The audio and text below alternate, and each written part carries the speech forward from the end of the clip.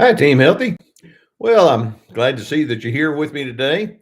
Here in America, this is the day before our Thanksgiving holiday. We need to remember that about 40% or thereabouts, sometimes it's 39, sometimes it's 42, but around 40% of our audience is international. And we have a very strong representation over in Europe and in Australia, New Zealand, and we're getting more representation in South America, specifically Brazil for some reason, also Singapore, and we have multiples from Japan, etc.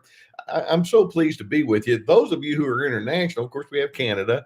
Those of you who are international may not appreciate where we are on Thanksgiving, but it's a big deal here. And schools are shut down mostly for the whole week, and we're in high cooking mode here at the Carter House. We're going to have 4 days beginning this afternoon of various family members either here or we're going to go there, and lots of celebrating and a whole lot of eating. So I've been pulling way back on the calorie intake to make up for what's going to happen in the next few days. You know what I mean? So pleased to have you. We've got a real good slate of questions here that I'm going to want to go over with you. And you'll notice that the title that I've given it is When Narcissists Make No Sense. One of the things that it's kind of a compliment to you when you're trying to figure your narcissist out. You watch the way that they manage their relationships and how they handle themselves, and you can think to yourself, why would someone do it like that? And the reason I say it's a compliment to you is it illustrates you don't think like a narcissist. Good for you. But the problem is narcissists are kind of counting on that. And that being the case, they're wanting you not to see behind the scenes of the curtains they put in front of them. And as a result, it's part of their gaslighting and projection and all the defense mechanisms we can talk about. So we're going to be going over questions that have been sent in, and we're going to get into that kind of dynamic.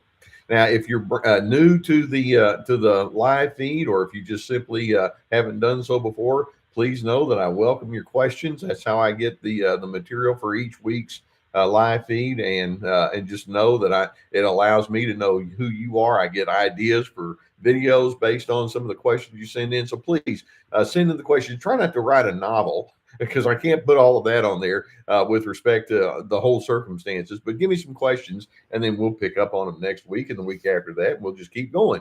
I absolutely love doing this. You know, this is a highlight of my week. Okay, so we're going to just dive right in. And I put this question at the top because it kind of gives us an idea of what we're talking about when we refer to narcissists just making no sense. This person asked the question: is it narcissistic to hide much of yourself to impress other people in order to fit in, to make friends easier, to appear more attractive to the opposite sex?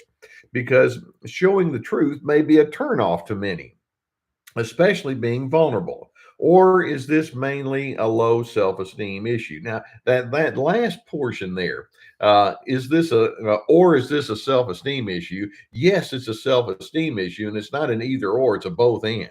Narcissists, let's keep in mind, are pervasively insecure. Now, they're going to come across as being, in their mind anyway, the standard bearer for truth. Their opinions are, well, they're not just good opinions. They're the only opinion that matters, you know? And so they're very self impressed. At least they project themselves as that way. And yet, one of the things, and this is what this question highlights, one of the things that happens is when you approach them and say, "I'd like to know you a little bit better, and why don't we just kind of share some of our pluses and minuses and highs and lows?" The narcissist is like, "I don't do that. That's going to kind of blow my cover." Keep in mind that one of the primary elements of narcissism is hiding behind a tightly constructed false self. These individuals a long time ago decided, if I reveal who I really am, then it's probably not going to turn out too well, because you see, I'm going to have to admit that, like everyone else, I have pluses and I have minuses. I have times where I think I know things pretty well, and then there are times when I'm just downright ill-informed, and I need to admit that. It's like, no, I don't do that. And so this question: do they hide much of themselves to impress people? The answer is, oh yeah. There's one thing that they want you to know about them, and that is I'm the best.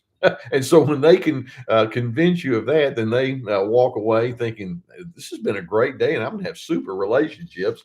And it's like, well, wait a minute. I thought relationships were based on honesty and self disclosure. Uh, do they do so to try to impress the opposite sex? And the answer is, oh yeah. It's so fascinating when you bring that element in that narcissists can be. We all can be stimulated to a certain extent about sexual connection, in the sense that we like to have that person that we can connect with on an intimate level. There's so much out there in the news, but healthy individuals put it in the context of all the rest of relationships. It's like, I'm not going to build my entire world around that. You understand? Narcissists, though, it's like, hey, if I can get somebody to think that I'm truly appealing in that sense, ooh, that means I really won now. And they fear that the truth about them can be a turn off, according to this question. They don't want to be vulnerable. That's the way narcissists hiding behind that false self operate.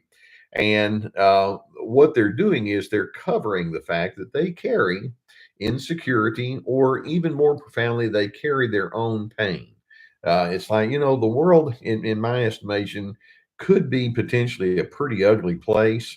And I know because I've experienced some pain, and I don't want to contribute to that again. So we're just going to do the flowers and the fluff and the superficiality. When you get to know me, that's what you get.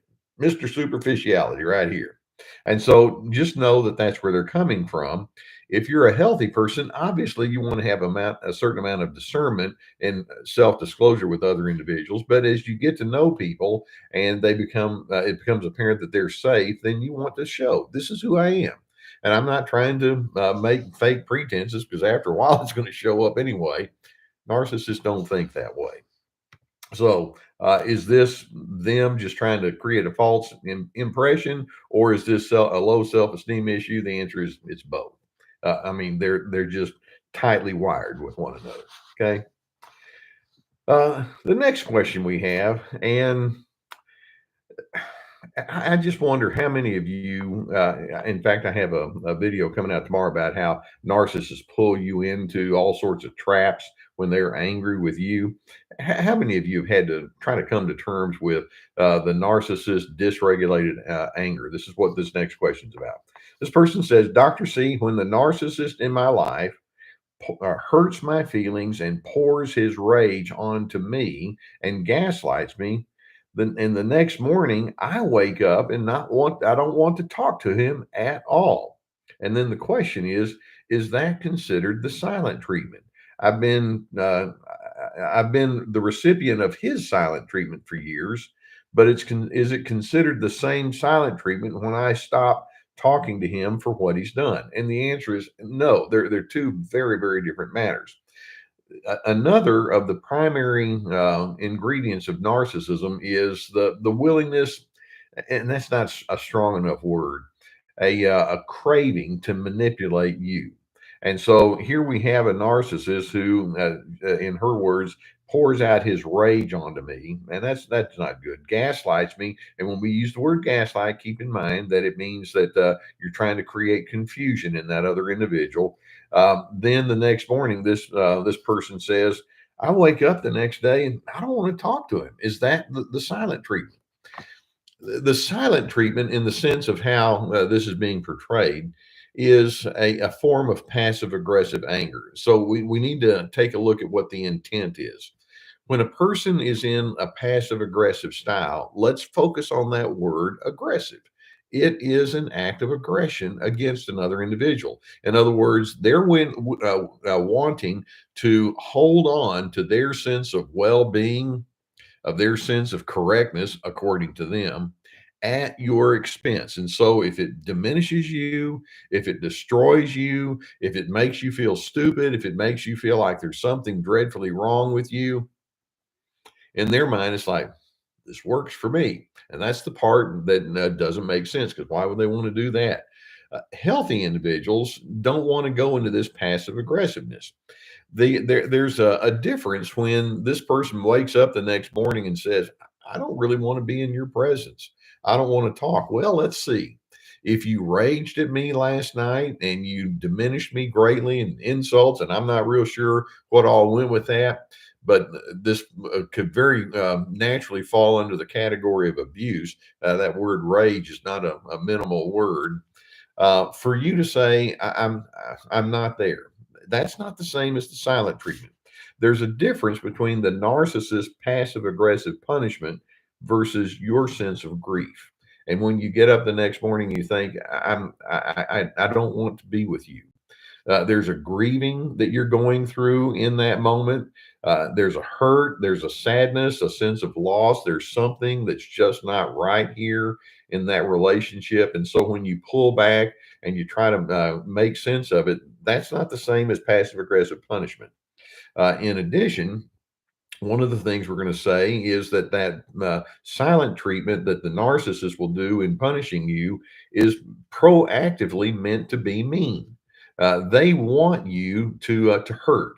Whereas when you pull back in this grieving self-reflection, that's an act of self-preservation. That's not you being mean to that individual. Now may put who knows what kind of interpretation on it. Self-preservation is not the same as passive aggressive punishment. And then in addition, you use the term gaslighting. They're wanting to gaslight you, and frankly, they want you to feel confused. When you're pulling back, like you described, it's the exact opposite of gaslighting. What gaslighting means, I'm wanting to confuse truth. What you're trying to do as you pull back is you're trying to figure out, I need to discern what truth is. And so the narcissist will say, well, look at you.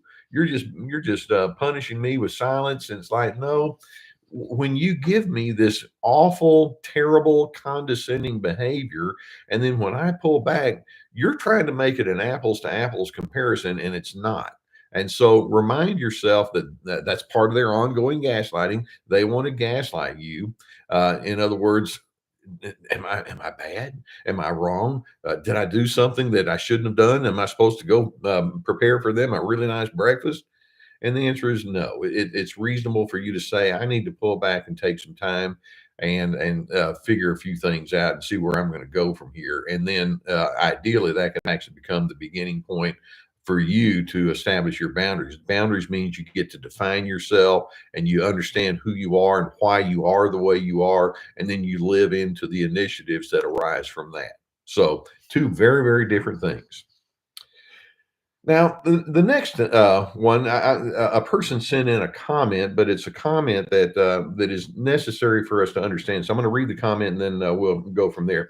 This person says, I'm slowly starting to realize how much shame has to do with narcissism and how important it is for us to be able to be okay with difficult emotions to stay healthy.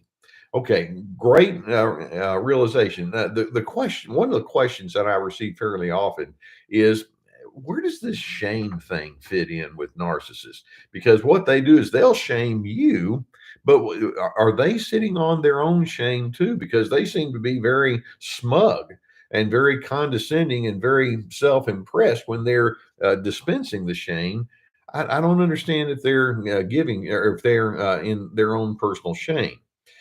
Let's keep in mind that the person who feels the appropriateness, would that be a right word, to be condescending, the person who says, yeah, arrogance works for me, I'll talk down to you all day long, that's not a person who's building their relationship style on decency. That relationship style is something that was taught, it was learned, they experienced, and they were on the receiving end of that. And that's so necessary for you to recognize. Early on in, well, every one of us in our early years, we realize there's a grading system out there. Like it or not, people will judge you.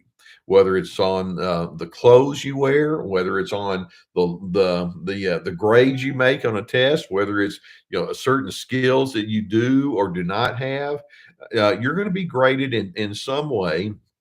And kids learn early on, okay, what I'll do is I'll try to maximize the my exposure to the things about me that are good, and then I'm going to minimize my exposure to the things about me that are not good.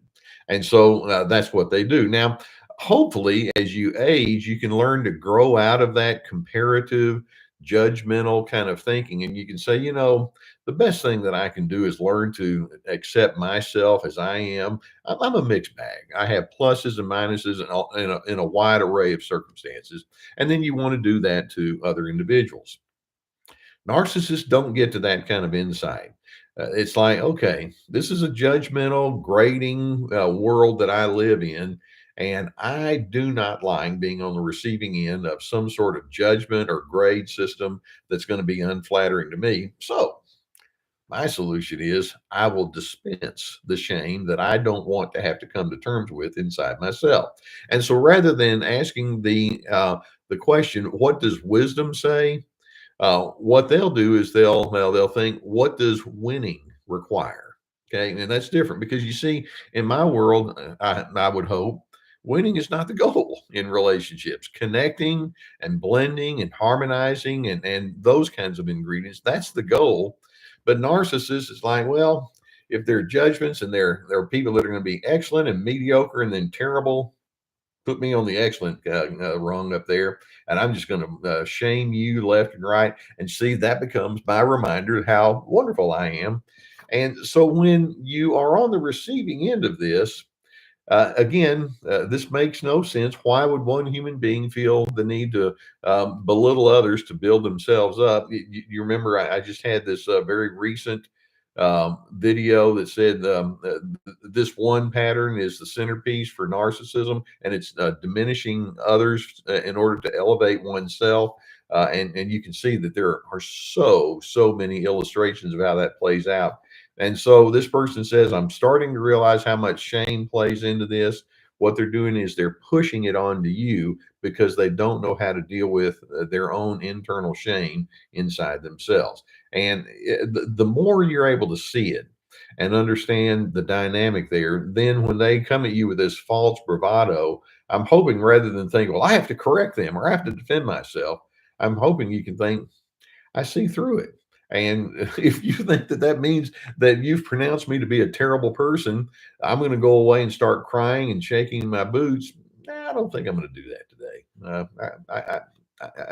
I don't think the same as you, and that's the compliment we're talking about. All right, another question, and this kind of goes back to the impressing people in order to make friends easier. This person asked the question, why do these people not answer questions? I never get to understand. I see it and it almost makes me cry. Why do they practice this sadistic thing? Now, okay, this is a pretty interesting way to posture this. So, this person is saying, I try to ask questions of this narcissistic individual, and I don't know who it is. If it's a partner, if it's a family member or a sibling, someone like that, someone at work. But it's like, well, help me understand why you did this, or I'm confused about your reaction here. Can you give me some insight regarding that? Those would be some of the questions I'm assuming you might want to ask, and then they won't answer. Typically, what they'll do is what I refer to as their boomerang communication with me. What about you? And they throw it right back at you. Why don't they answer questions? And again, it goes back to I'm afraid of you knowing me, and I mean to the point to where they can be paranoid in the way that they engage with you. If I start revealing certain personal matters about myself, how do I know you're not going to use that against me? Now, you know where that comes from? From their own habit. It's like, now I like knowing things about you because you see, as I gather data about you, that gives me the edge. That means that I now know some stuff on you. And when I need to, I can reach down in that little emotional gunny sack of mine and I can pull it out and say, remember when you told me this? Yeah, I thought you were a loser, and you're proving it right now, aren't you? And so what they do is they like to ask and find out personal things about you for the sake of maintaining a superior edge over you. And it's sad to have this kind of what's the right word, pessimistic reaction to them, but that's where they're coming from. And so when you turn it around and say, well, I'd like to know about you, it's like, no, I know what that's all about. And so they ascribe their own sinister motives to you, when in fact, you may actually be asking questions.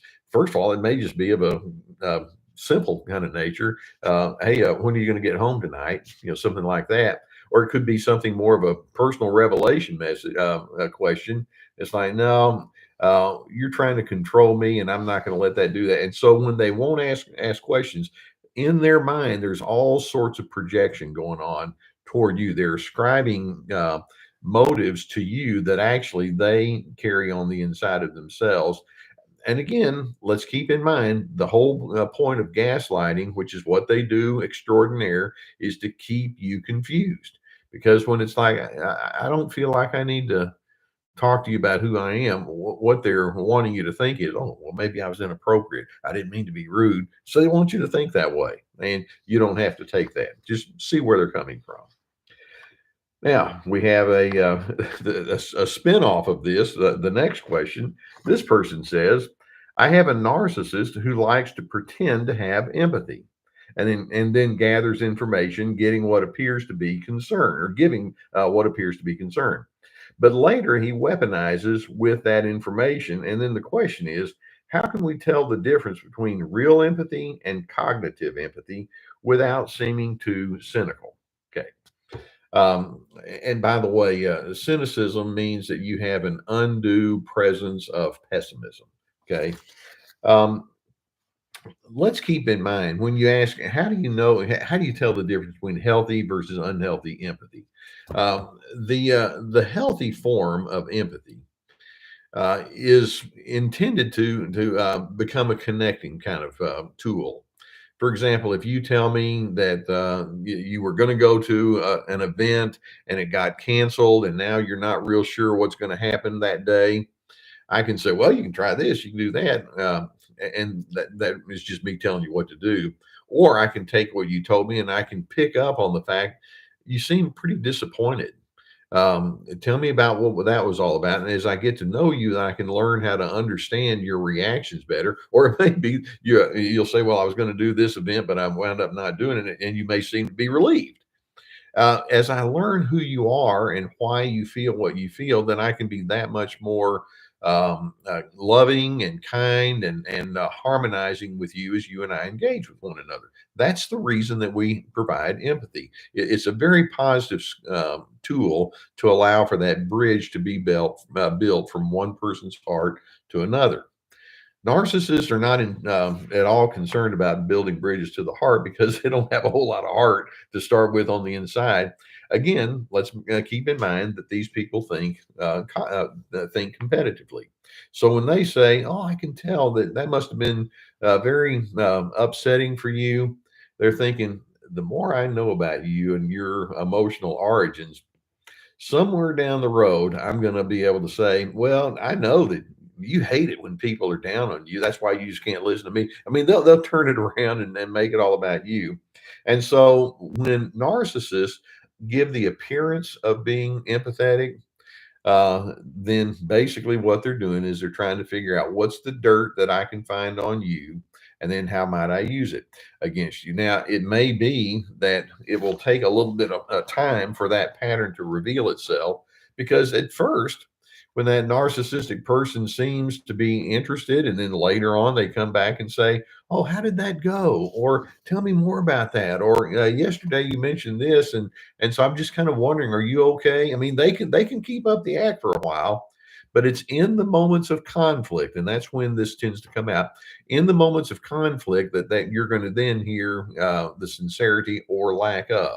For example, if you have a conflict, let's say my wife and I have a conflict, and then I realize, okay, this is coming from a relationship she had in her family of origin, and there's still some unfinished business there, or it could be the same in reverse with me, by the way. Then rather than thinking, I'm going to just clobber you now, it's like, well, I now know more enough about you to know that I need to know when not to push or when to offer words of encouragement. That's what healthy people do. But the narcissist is like, okay, especially in conflict, when I find out that you're feeling certain ways, and then I can tie it back to something you told me later, earlier on, I'm doing it, man. Because I've just got me one more bullet in my holster, and I'm going to pull it out and I'm put it in my gun. I'm going to shoot it, and that's how they think. So it may take some time for it to reveal itself, which is another reason to say go slow as you meet other individuals and you begin revealing who you are. Just let it be a natural, patient kind of unfolding, as opposed to pouring yourself out at the very beginning of a relationship, because narcissists do like to find out pretty quickly where your weak spots are, and so just know that. Okay. All right. This next one, and my heart goes out to this person. I strongly suspect every one of you is going to have the same kind of reaction. Um, this person says, the narcissist beat me black and blue, and then said it was my fault. Okay. All right. Let's pause right there. Why would anyone feel like, yeah, just pounding on someone physically, that's the way for me to establish myself as a real somebody? And yet it happens in a way too broad of a way. And individuals can get so caught up in their anger and in their need to dominate that they can go way out of bounds. So here we have a situation. This person beat me black and blue and then said it was my fault. And then the question is, does he really believe that? And the answer is yes, he does. And it's like, well, how can they possibly believe it? I mean, look, that person was in a rage and that person was terribly awful toward me. Now, sometimes if a narcissist goes into a rage and then a little bit of time has passed, they may actually go so far as to say, I shouldn't have done that. They may say, because it's kind of like, I have to state the obvious. But eventually, sometimes it's right away, but eventually it's like, well, that never would have happened if it weren't for you. And so rather than saying, I have some serious anger issues, and I know that it's tied to a lot of hurt and pain and insecurity and instability on the inside of me, man alive, I need to take a hard look at what drives me in that way. Have you ever heard that narcissist say something like that? And it's like, no, if there's a problem here, then it's you, and you set the whole thing up. If I weren't associated with you, I never would have had that rage. And so there they turn around. They make it somehow about you, as opposed to taking responsibility. One of the earliest videos that I did on this channel was, when you see this, it's narcissism guaranteed. And this is, they won't take responsibility for their own flaws. They have to have a scapegoat. Oh, you'll do. And if it's glaringly obvious that they're completely off base, it's still your fault. And that's their great fear. That's the shame that they have. I'm so ashamed of my flaws and all that I absolutely cannot discuss it. That's a closed topic. Okay. Now, the next question kind of plays right off of this. This individual says, are all narcissists abusive? And then the next questions, are all abusive people narcissists? And the answer is yes and yes. Now, when we use that word abusive, that's a very strong word. We often think of that beating you black and blue, like the last question was, but abuse is more than that. Obviously, you have an outward, overt abuse where there's gross name calling and gross insulting, and then sometimes it can become physical, and it can become awful, and just very damaging in an outward kind of way. But narcissism, keep in mind, is an anti-love state of mind. It's a pattern that's built upon whatever the opposite of love would be. Narcissists are thieves. Narcissists are robbers. In their engagements with you, they're thinking, you being who you are is not adequate. And I want to make it my goal to remind you, you are not enough. You're not worthy. You're not worth my respect. You're not worth my regard unless I want something. Then okay, maybe you'll be worth something. And so that's abuse. There, you can have open aggression, you can have passive aggression and anger, and it's the same thing with abuse. You can have open abuse, you can have passive abuse. But when a narcissist persistently reminds you your thinking is no good, your decisions are no good, your priorities no good, your opinions, who needs it? Over time, it just whittles away and whittles away at your internal sense of well-being, and that's what we refer to as abuse. Let's keep in mind that some of the what some of the characteristics are of an abusive person. These are highly controlling people. They show zero empathy towards the individual that they're putting their energies into. They're very willing to manipulate so that they can wind up being the winner, so to speak. They must be superior over you. They have an attitude of entitlement. There's certain things you owe me. Don't you forget it. And they're more than willing to pound that reality in your head. They have pervasive defensiveness. And so their abuse is, the best defense is a good offense. So they're going to come against you. And it can be done overtly, it can be done covertly. But narcissism is narcissism, whether it's overt or covert. Abuse is abuse, whether it's really loud or very punishing and it's silent. As long as they're just whittling away at the dignity of who you are, that's abuse. Okay, and in my 40 plus years of therapy, you can only imagine. I heard so many different stories, and it would just tear me up when I would realize here I have a person sitting in front of me who is an individual who has worth. That's the starting point. When you walk into my office, when you come into my presence, guaranteed you have worth. And then they tell me their stories about how another individual has treated them exactly the opposite. Then it becomes my task to say, well, I hope that I can be a voice of reason to let you know that that person who's tearing into you is wrong. And there's a core dignity that you had on the day you were born. You have it at age 30, you have it at age 58, you have it at age 97. Dignity is your birthright, and worth and value is your birthright. And the narcissist is like, not how I think. You're worthy only as you service me. That's abuse. Okay. All right. This next question. Okay. We're going to take this a little bit further then. This person says, I have an ethical and a philosophical question. Okay. This person asks, do sociopaths contribute in any way to society, to the greater good? Or do they only cause destruction and pain in their wake? Many are prone to seek places of power and they are exploitive and predatory.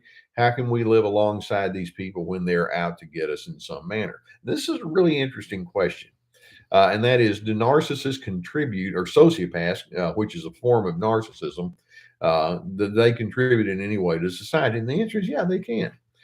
There are some individuals, let's say, that may have made an invention or established a company, or they provide a service, and they do very good things. I mean, let's say let's say I broke my leg and I go to the emergency room and I'm operated on by an orthopedic surgeon, and wow, I did a great job in taking care of my broken leg. But then they may go home and they may scream and yell and treat nurses not badly and all the rest. But in terms of their function, they can do some things that are really good. And so, yeah, they can do good and they can contribute to society. We need people that are able to do these kind of positive functions. Just very recently, I talked about. In fact, I think it was Monday's video. I tend to get 2 or 3 weeks ahead of myself, but I think it was Monday's video about how conflicts with narcissists collapse every time. And I talked about the 5 different levels of relationship engagement. And just real quickly, you have the level 1, which is functional, what you do and the services you can provide. Number 2 is rules and regulations. You can engage with each other based on more of a sense of obligation to each other and what the rules and the imperatives say that you're supposed to be. Level 3 takes us a little higher to where you relate with one another based on what your values and principles are.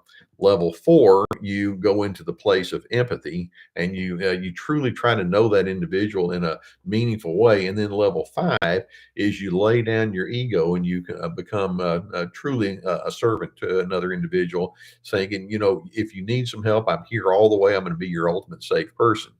And one of the things I mentioned is narcissists, they can do real good at level 1 and 2. Some of them can't do any much at all.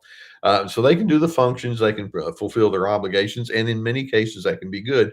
But then when it comes to the point to where your values and standards clash, rather than them moving forward towards empathy and immersion, they move backwards.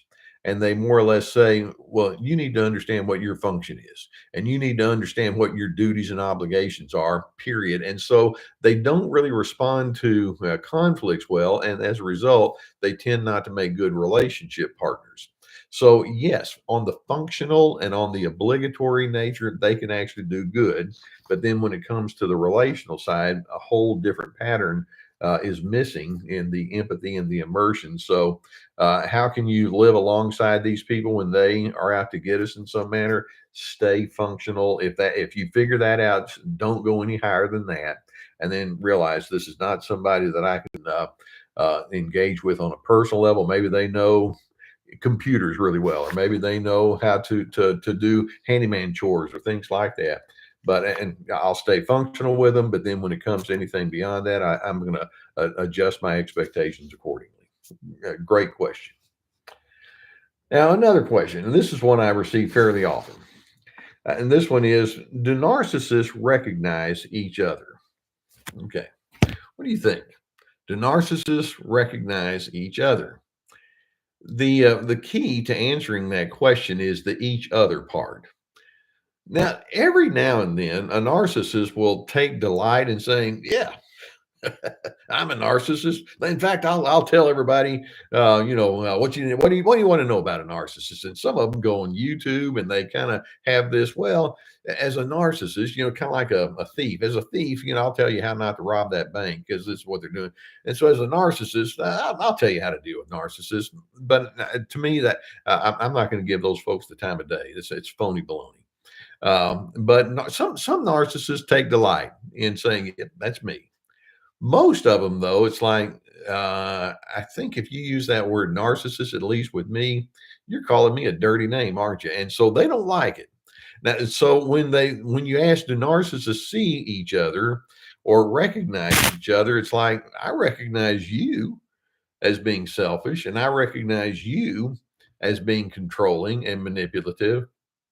Don't you go putting that name on me. And so most of them won't recognize the otherness or the similarities between themselves and other individuals. It's like they only see what your faults are, and they frankly have such a false view of how great they are that it's like, no, what you may call narcissism in me is just an excellent skill set. Sorry, you missed that. You missed on that, pal. And I remember one fellow that had multiple affairs, and he used and manipulated individuals. I mean, left and right, and he was a liar, I mean, just couldn't be held accountable. And his wife started looking into it. It's like, there's a real strong narcissistic element here. And his response would be, "Well, I don't know if you'd call it that. I may have a little codependence issue, but not. I'm not a narcissist." And I'm thinking, well, take a look at what narcissism is: high control, low empathy, manipulation, exploiting people, being in the superior position, cover up, defense, false self. You don't think that's what you're doing? Is that like? No, I mean, yeah, maybe I have a little codependency. That's all. And so most of them have such poor insight that they don't see it in themselves, but they know in their mind that's a dirty word. So I'm calling you a dirty word. That's how they think, and so they don't make sense. Okay. All right. Let's do maybe a one or two more here. Okay. Um, and this kind of goes back to the one about I was beaten blue, and then the next day I just pull back. Is that the same thing as Stonewall? This is kind of in that same category. This person says, I usually do not recognize the controlling, manipulating, and gaslighting until the next day or sometime after it's been done. How can I recognize it's happening? Will I ever see it coming? So, and again, part of the reason you don't recognize a narcissist manipulative and gaslighting behaviors toward you is you don't think like a narcissist. So here's what I would suggest. If you feel like, they did it to me again. Yesterday, I had this situation. I felt so dysregulated and I felt so awful about myself. But now, in retrospect, that person was trying to elevate themselves at my expense. They were being controlling, but they were trying to make it look like it wasn't that. I see it now, but I had to have a little bit of emotional sobriety, if you will. Sometimes when you're in the middle of all of that, you just get pulled in. So the suggestion is when you are in that later time of reflecting back, write your thoughts out. On one line, you might write, here's the scenario that I was involved in. You don't have to go into great detail, but I was told that I was no good and that my ideas made no sense. And then on the next line, write your next day interpretation. Actually, what I said made a lot of sense, but it required him to make an adjustment he didn't want to make. I need to stand firmly on my common sense. And then jot down 3 or 4 insights and awarenesses. And when you write it down, then it can become a little bit more objective. A lot of people find that journaling or making these kind of notes of themselves can help. And then if it happens again, go back to that same, keep your notebook there, go back to the same thing and write it down again. And as you get into the process of, it's kind of a self therapy of going under what's really at the base of this and what was I feeling and what do I interpret it or how do I interpret it now? Then over time, you can become more and more astute in interpreting your events and it will be more real time as opposed to the next day. And so make your insights and awareness something that you can claim and you can own for yourself. And I think that would be a good little exercise for you to do. One of the things I like to do is, I like to write my own thoughts out sometimes, and that can be good. All right, one last question. This person says, why would a narcissist scapegoat the sweetest person? Why do they want to scapegoat the sweet people? Remember back in grade school, the bully, who do they pick on? They find that person they'll call the nerd or the person that seems to be a little strange or a little odd or the one that doesn't fit in. That's who they pick on. Why? Because they don't have allies and they don't have the gumption yet to stand up to them. That's the way bullies operate. And when you're 9 years old, it's crummy enough to have your other 9-year-old kid saying, "Well, that kid beat me up in the playground again today because I'm not very good at sports, or I said something that didn't make sense to them." You can have that with 39-year-old bullies or 52-year-old bullies. They look for people that they think, well, you don't have the same system of supporters that a lot of other folks do. You don't seem to have that assertiveness. I can do something with it. And so when you're a kind and friendly and helpful individual, they can think, ooh, my radar's out, and I think I can take advantage of you. And so one of the things, and this is part of what that book, When Pleasing You is Killing Me, is what it's about. If you're a pleasing and friendly kind of person, they can interpret that as weakness. But we don't have to make this an either or. I'm either going to be pleasing or I'm going to be assertive. Which one? Because you can be both. So if you're a sweet person and you feel like you're being bullied, I think it'd be in your vested interest to ask, what does it mean to have boundaries? What does it mean to have assertiveness? And then do you have to have the narcissistic bully's concurrence to be able to live with your boundaries and assertiveness? And the answer is no. You don't have to have their concurrence. You don't have to have their approval. You don't have to have their endorsement. Be what you are. And if they say, well, I just think you're stupid, it's like, yeah, you've made yourself clear on that. I don't. And so I'm going to go ahead and be who I am. And so be sweet and be friendly and be nice and be helpful and then be firm too. It's not, I can be one way or the other. You can have a combination of all of that. That's what we try to do. When we say dignity, respect, and civility here on Team Healthy, it starts with having that toward yourself. You want to extend it to other individuals. And then when others want to cut you off from that, I still have dignity, respect, and civility within myself, toward myself. It's Team Healthy. That's what we do. Okay, guys. Hey, look, I so appreciate that you sending in these questions. I appreciate the efforts that you're making to try to be that growing individual. And so keep sending the questions in. I hope those of you who are here in the States are going to be celebrating Thanksgiving. Hope you have a good time of gathering together with friends or family, and I hope it goes well. By the way, on Monday, I've got a video about it's kind of a holiday type of thing, when narcissists blow up family gatherings and I actually I share some personal things on that one. But stay strong. This can be a time of sometimes of difficulty as family dynamics gurgle up to the surface in a negative way, but it can also be a time where there's love and happiness that's there. And I hope you have as much of that as is possible. Speaking of Thanksgiving, I'm thankful for Team Healthy, and I hope that you have a good rest of the week. And I will see you same time, the same station next Wednesday. Bye.